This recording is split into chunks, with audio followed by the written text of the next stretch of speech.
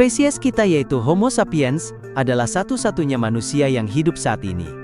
Temukan ciri-ciri utama kami, siapa saja nenek moyang Homo sapiens, dan sudah berapa lama manusia ada di bumi.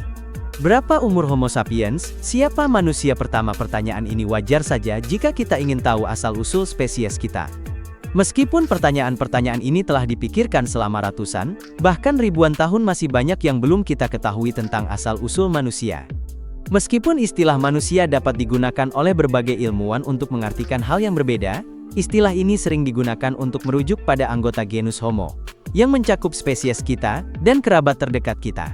Menemukan lebih banyak fosil Homo sapiens awal akan membantu para ilmuwan untuk lebih memahami bagaimana spesies kita berevolusi dan kapan manusia pertama hidup.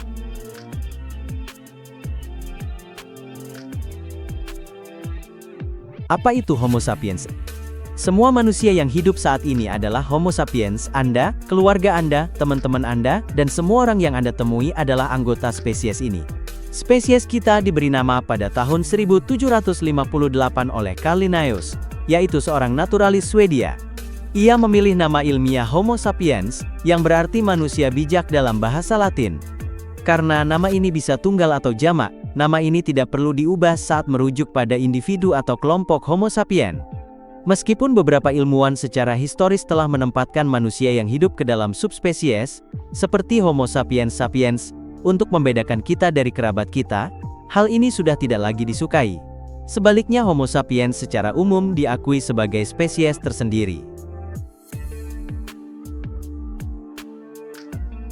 Kapan Homo sapiens pertama kali muncul?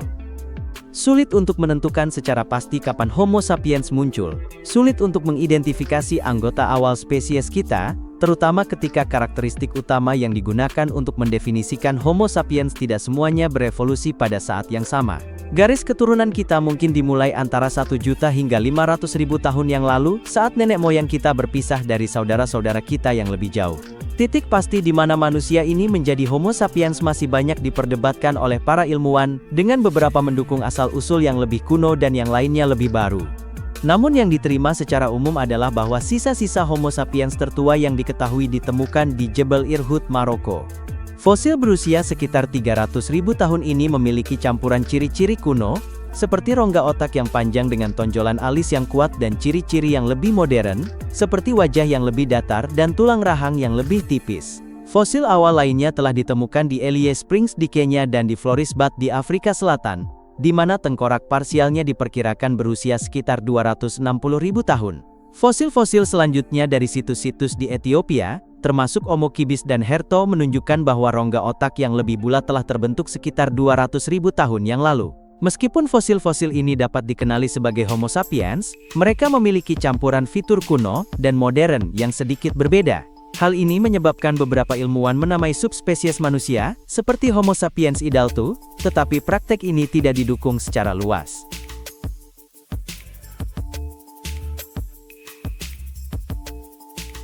Tonggak penting. Salah satu tonggak penting dalam perjalanan manusia adalah revolusi pertanian, yang terjadi sekitar 12.000 tahun yang lalu. Periode ini ditandai oleh penemuan pertanian dan penjinakan hewan, yang mengubah pola hidup manusia dari pemburu pengumpul menjadi petani yang menetap. Revolusi pertanian ini membuka jalan bagi munculnya permukiman permanen, pertumbuhan populasi yang cepat, dan perkembangan masyarakat yang lebih kompleks. Dengan demikian, manusia mulai membentuk peradaban yang berkembang pesat di seluruh dunia. Kerajaan pertama muncul. Tulisan ditetapkan sebagai alat komunikasi dan rekaman, uang ditemukan sebagai sistem perdagangan yang lebih efisien, dan agama-agama besar lahir sebagai cara untuk menjelaskan alam semesta dan memberikan makna pada kehidupan manusia. Kerajaan-kerajaan kuno seperti Kerajaan Akkadia, Kekaisaran Persia, dan Kekaisaran Romawi mengukuhkan kekuasaan mereka di seluruh dunia. Pencapaian besar dalam ilmu pengetahuan, seni, dan filsafat terjadi di seluruh dunia, membawa manusia ke puncak kejayaan budaya dan intelektual. Saat ini kita berada di era di mana manusia harus menghadapi tantangan lingkungan yang mengancam keberlangsungan hidup kita sendiri.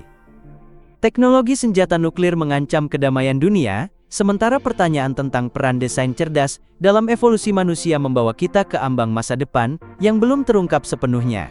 Namun meskipun tantangan ini mungkin menakutkan, kita juga memiliki kesempatan untuk membentuk masa depan kita sendiri.